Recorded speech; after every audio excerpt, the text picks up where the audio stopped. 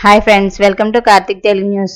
ఇవాళ ఈపీఎఫ్ఓ గురించి ఒక ఇంపార్టెంట్ అప్డేట్ న్యూస్ అయితే రావడం జరిగింది. దీని గురించి మరిన్ని విషయాలు ఈ వీడియోలో తెలుసుకుందాం. దయచేసి ఈ వీడియోని ఎక్కడ స్కిప్ చేయకుండా చివరి వరకు చూడండి ఫ్రెండ్స్. అలాగే మా ఛానల్ సబ్స్క్రైబ్ చేసుకుని మాకైతే ఒక సపోర్ట్ అయితే ఇవ్వండి. వివరాల్లోకి వెళ్ళినట్లయితే పీఎఫ్ అకౌంట్ కలిగి ఉన్న కోట్లాది మంది ఉద్యోగులకు అదిరే శుభవార్త అందించేందుకు కేంద్రం సిద్ధమవుతుంది. క్లెయిమ్ ఆటో సెటిల్మెంట్ పరిమితిని పెంచాలని ఎంప్లాయీస్ ప్రొవిడెంట్ ఫండ్ ఆర్గనైజేషన్ నిర్ణయించినట్లు తెలుస్తుంది. అలాగే అడ్వాన్స్డ్ క్లెయిమ్ ఆటో సెటిల్మెంట్ పరిమితిని ప్రస్తుతం ఉన్న 1 లక్ష రూపాయల నుంచి 5 లక్షల రూపాయల వరకు పెంచాలని నిర్ణయించినట్లు సమాచారం అందింది. పీఎఫ్ క్లెయిమ్ సెటిల్మెంట్ పరిమితి 5 లక్షల వరకు పెంచితే దాదాపు 7.5 కోట్ల మంది ఈపీఎఫ్ఓ సభ్యులకు లబ్ధి చేకూరనుంది.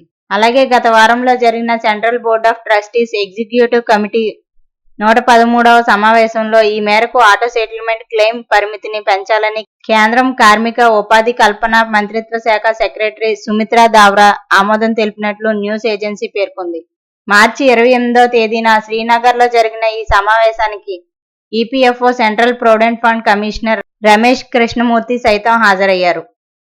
అయితే క్లెయిమ్ సెటిల్మెంట్ పరిమితి 5 లక్షల రూపాయల వరకు పెంపునకు సెంట్రల్ బోర్డ్ ఆఫ్ ట్రస్టీస్ ఆమోదం తెలపాల్సి ఉంటుంది. ఆమోదం లభిస్తే ప్రొవిడెంట్ ఫండ్ సభ్యులు ఆటో సెటిల్మెంట్ ద్వారా 5 లక్షల రూపాయల వరకు విత్డ్రా చేసుకునేందుకు అవకాశం లభిస్తుంది. ఉద్యోగుల భవిష్య నిధి సంస్థ ఈపీఎఫ్ఓ ఆటో క్లెయిమ్ సెటిల్మెంట్ ప్రక్రియను ఏప్రిల్ 2020లో అందుబాటులోకి తీసుకొచ్చారు.